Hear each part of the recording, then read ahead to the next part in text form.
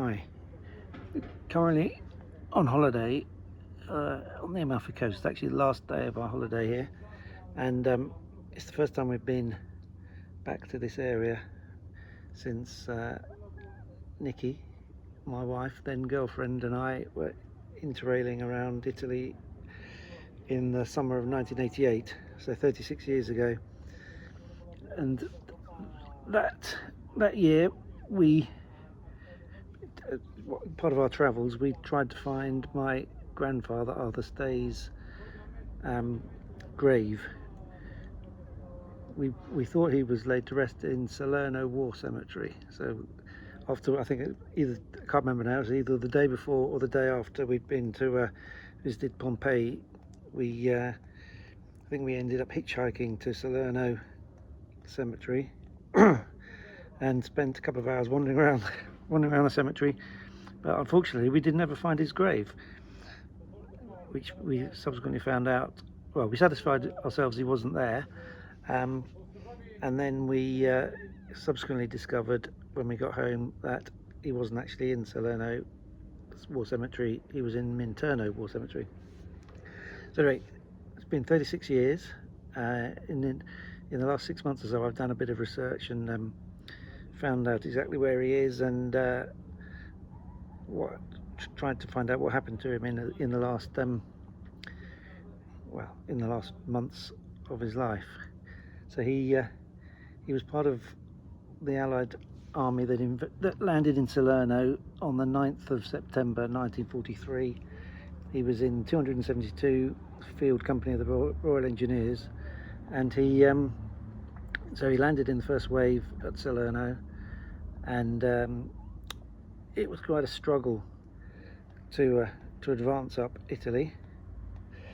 There's a whole line of mountains which form a natural barrier, and the Germans were well prepared, and they made life very difficult. And so life as an engineer was very busy. There were a lot of blown bridges to reconstruct, lots of mines to clear, and generally wasn't a very happy time, I don't think, having read up about it. So the Allies landed in September, and they had hoped to get to Rome by Christmas, but that was a very full-on hope, and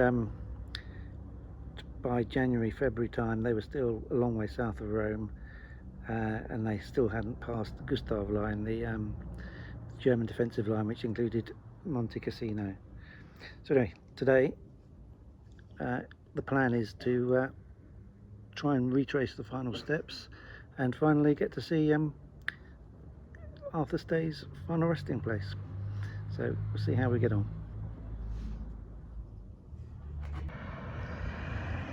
So after about just over 2-hour drive, I've arrived in the area of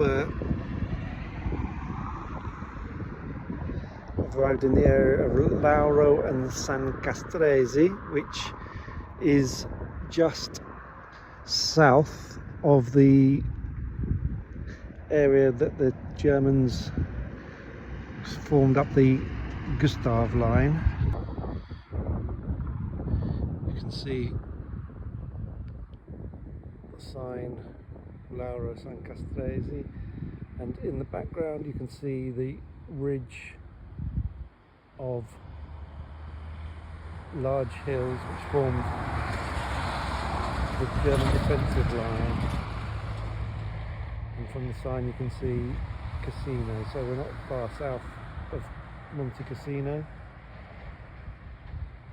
This area formed a natural defensive line, and while it's taken me just over 2 hours to drive from the Amalfi Coast just south of Naples, it took the Allies, they landed on the 9th of September 1943, and I know from the war diaries of 272 Field Company of the Royal Engineers that they reached this area on the 24th of January 1944.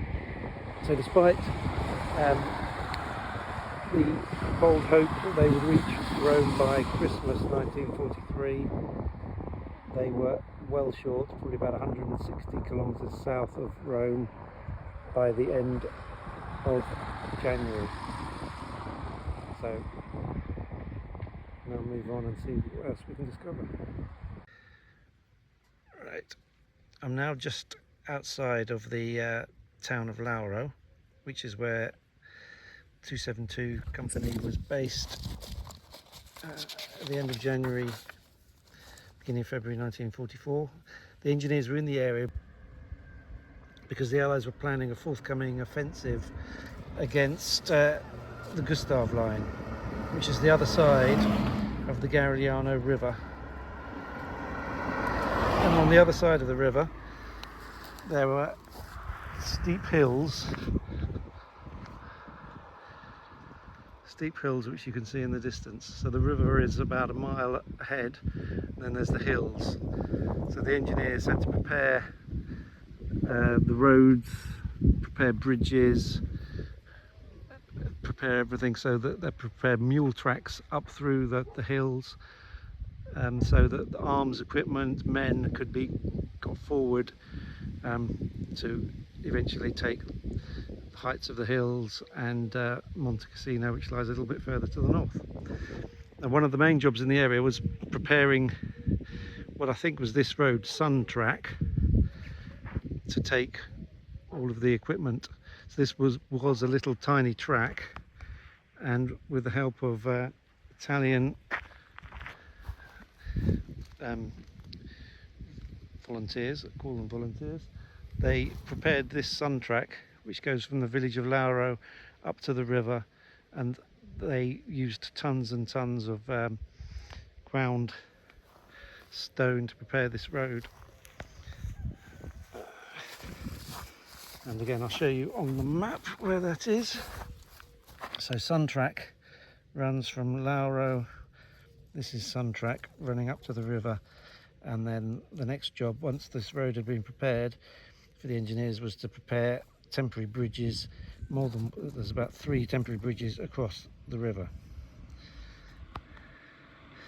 In this picture, this is Sun Track being worked on, and unless I'm very much mistaken, I'm standing in exactly the same position. I think this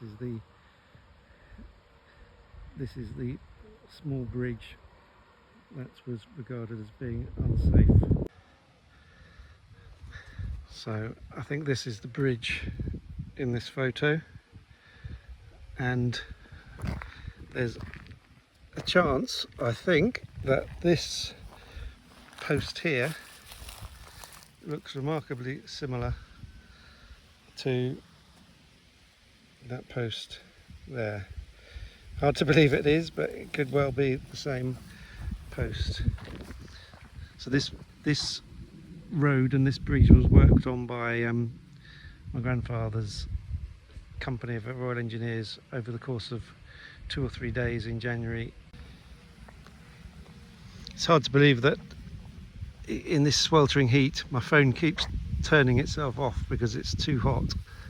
It keeps coming out with a warning that it's too hot. It's hard to believe that in January, February 1944 this area was cold, wet, rainy, and the troops working their way up through Italy had terrible conditions. They faced terrible conditions as they did that.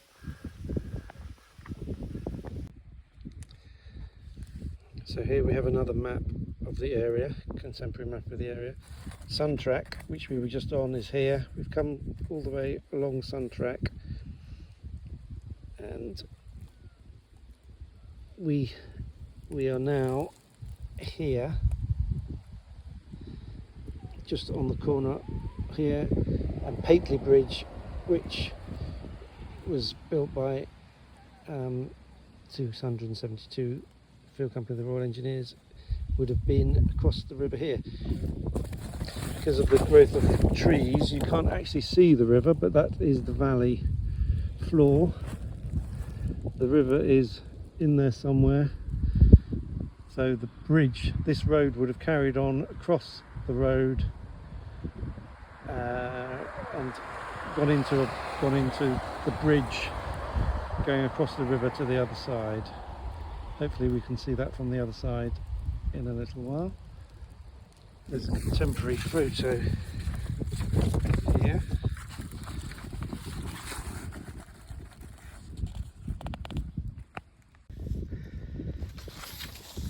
Contemporary photo which shows the landscape, so you can get some idea of where the bridge was, where it went across. So basically at the end of this road.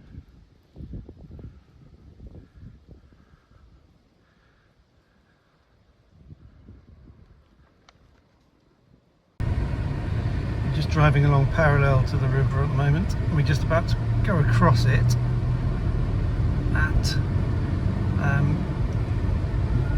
some weir gates. These were actually blown by my grandfather's platoon because they wanted to regulate the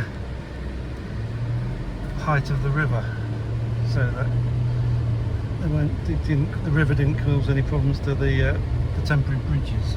So we're going. So at the moment we're literally going over the weirs, the sluice gates, and these were blown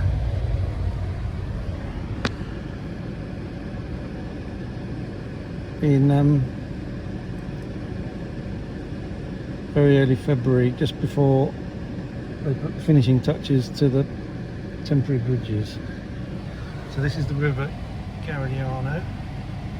It's quite a big, wide river, and it goes all the way from here to the coast, and it caused problems wherever the Allies tried to cross it.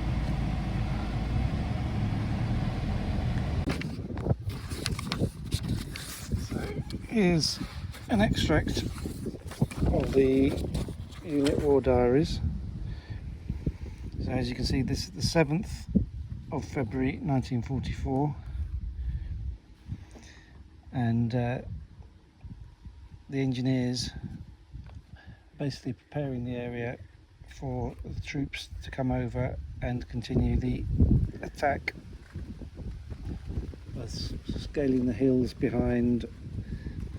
So they're building a new bridge at Pateley Bridge. The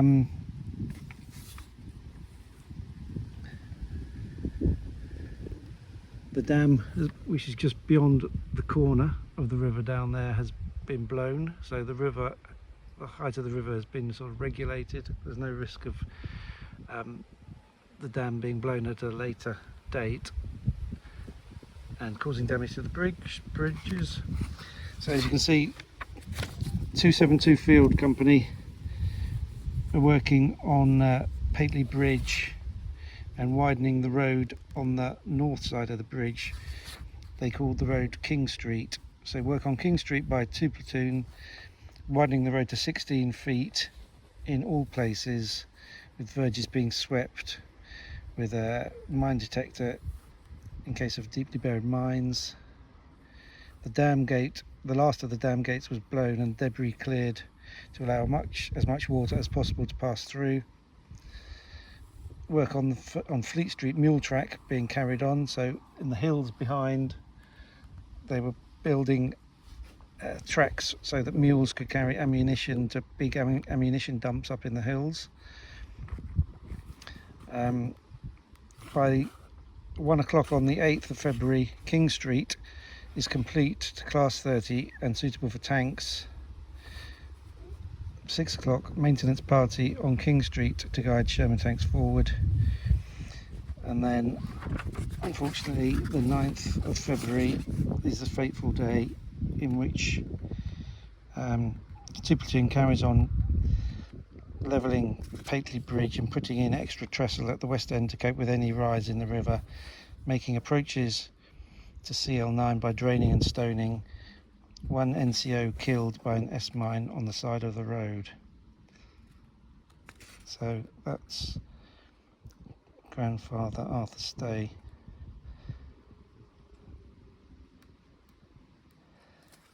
So this is the site, as far as I can work out, of Pateley Bridge.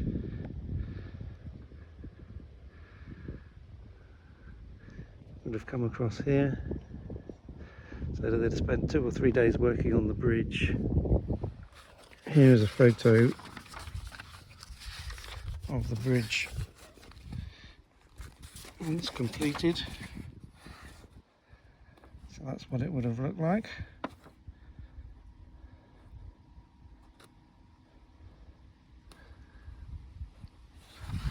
See, the trees and vegetation have grown up considerably.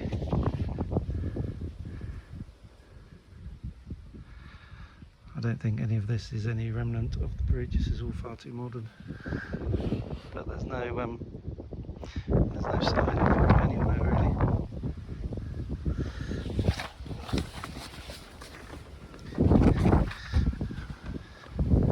Very bizarrely, because we're in the middle of nowhere, I haven't seen anyone. There's a rather nice adventure playground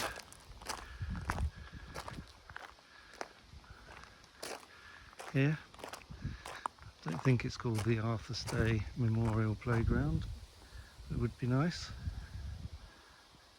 So these hills behind her, this is on the north bank of the river, and there were mule tracks leading out of here. So obviously the trucks would have come across the river, and this is as far as they could go. They would have, their contents, the ammunition and everything would have been taken off the trucks, loaded onto mules, who would have continued the journey up and on over the hills, where they had big ammunition dumps, getting ready for the offensive towards Monte Cassino and beyond.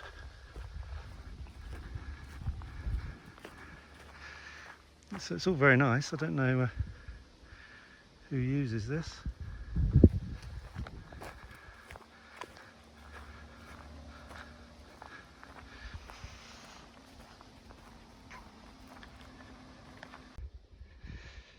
So again, you can see Pateley Bridge going across the river. The red road is King Street, which is this road in front of me. So this is the road that the engineers were working on, had to widen to 16 feet, which is probably roughly the width it is now, I suppose. And it was while making sure this was cleared of mines and while widening it that Arthur trod on a mine, so it would have been very close to here at this point, I would have thought.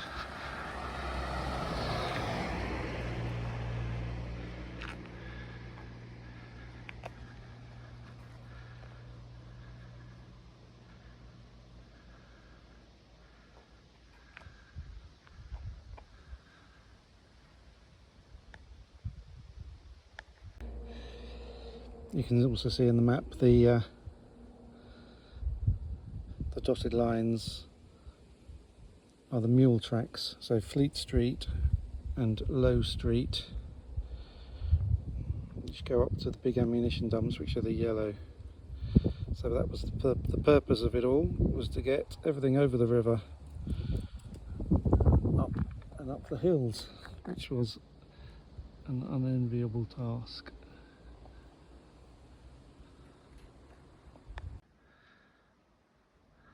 Another view of the Arthur Stay Memorial Playground.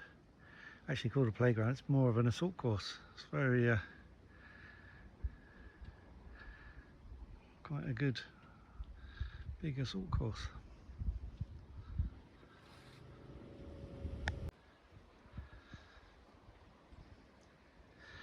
This is the only old building that I've been able to find anywhere near the site. We're only about 200 yards from the river, I suppose. 200 yards, 100 yards from the playground. This looks as if it would have been here at the time, so I could imagine this would have been an area which the troops would have had as a area for cooking, possibly, or having a rest area.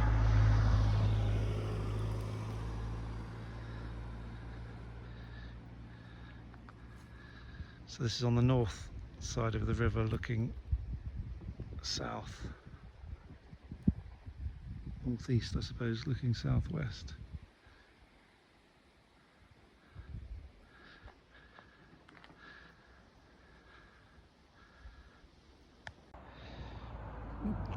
Just driving away from the King Street area over the River Garigliano.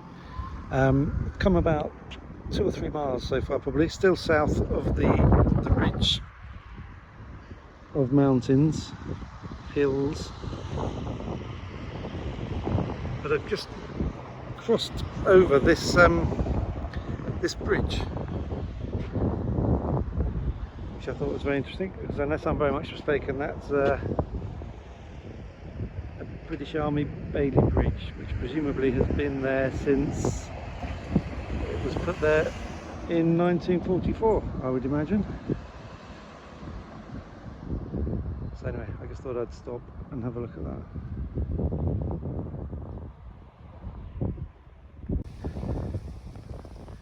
Now about 6 miles to the west of Pateley Bridge and the site of where Grandad died.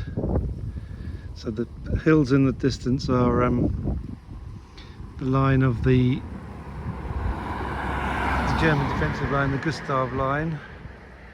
So we've come 6 miles to the west, basically along the same river, Garigliano River, to practically to the mouth of the sea. And so behind me is Minturno War Cemetery.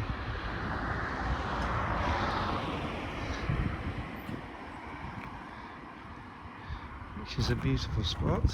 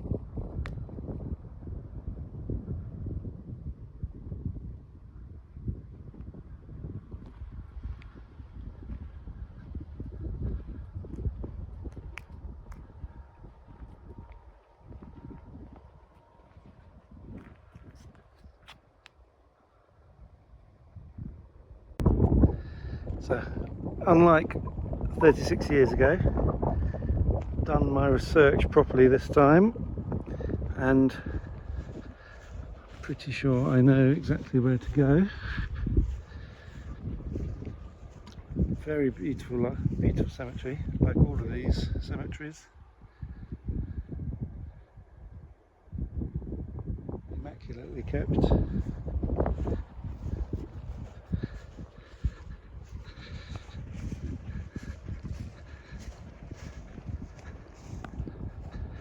I'm pretty sure that Arthur Stay's grave is just here.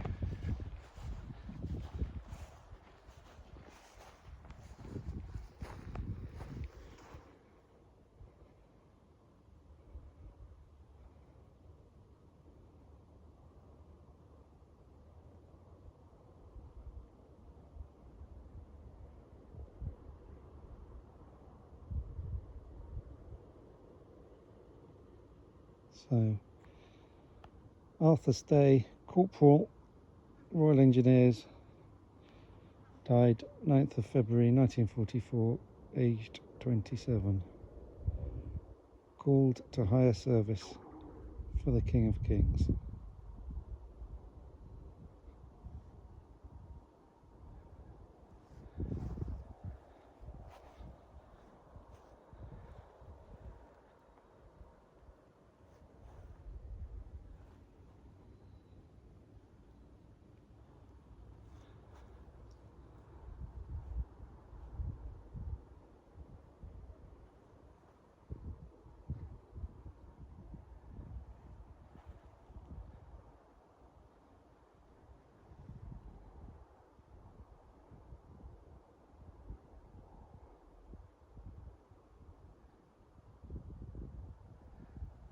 You've got to be laid to rest somewhere. It's a pretty lovely place.